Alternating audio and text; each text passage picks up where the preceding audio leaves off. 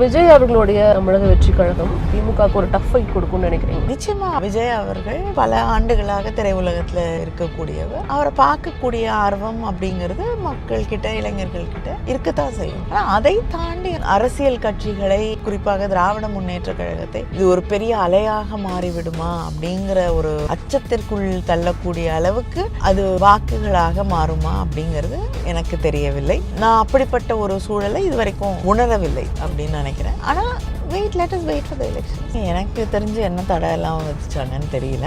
உண்மையில யாருக்கு என்ன ஓட்டிங் பெர்சன்டேஜ்னு நீங்க எலெக்ஷன் கவுண்டிங் முடிஞ்சாதான் நமக்கு தெரியும். ஸோ அது வரைக்கும் நம்ம யார் வேணாலும் எதை வேணாலும் பேசிட்டே இருக்கலாம். எனக்கு தெரிஞ்சு தமிழ்நாட்டில் பல ஆண்டுகளாக நான் பார்த்த வரைக்கும் யார் இன்னொரு அணி நினைச்சாலுமே அது ரெண்டு கட்சிகளுக்கு இடையேயான ஒரு அரசியல் தளமாகத்தான் இருந்திருக்கிறது. அப்படிப்பட்ட ஒரு சூழல்ல இன்னைக்கு அதிமுக ஒரு பெரிய அளவில் தன்னை பலவீனம் அடைந்து செய்திருக்கக்கூடிய ஒரு சூழல்ல தேர்தல் நிச்சயமாக திராவிட முன்னேற்ற கழகத்திற்கான வெற்றியை நோக்கி தேர்தலை தான் நான் பார்க்கிறேன். திமுக 5 வருடங்கள் ஆட்சி புரியும், அடுத்த 5 வருடங்கள் அதிமுக ஆட்சி புரியும். தொடர்ந்து திமுக 5 வருடங்கள் ஆட்சி செய்ததில்லை. அப்படிங்கிறப்ப இந்த ஃபேக்டரை நீங்க எப்படி பாக்குறீங்க?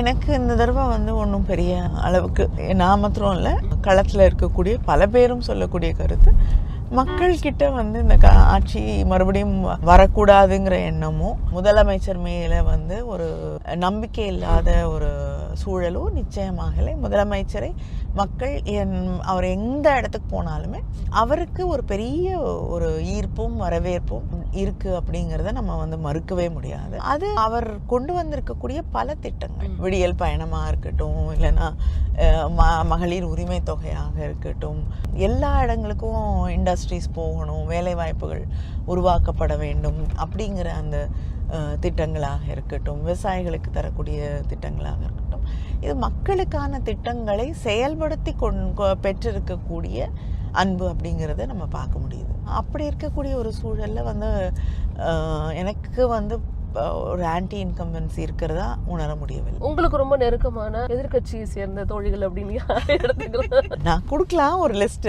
ஆனா அவங்களுடைய அரசியல் எதிர்காலத்தை பாதிக்க வேண்டாம்னு நினைக்கிறேன். வேற கட்சியில என்னோட ஃப்ரெண்ட்ஸ்னா அவங்க சுப்ரியா சொல்லைய சொல்லலாம். அது ரொம்ப டிப்ளமேட்டிக்கான வசன தமிழ்நாட்டுல இருந்து நான் கேட்டேன். இல்ல தமிழ்நாட்டுல இருந்து தெரிஞ்சுக்கலாமேங்கிறதுக்காக தான் கேட்கிறேன்.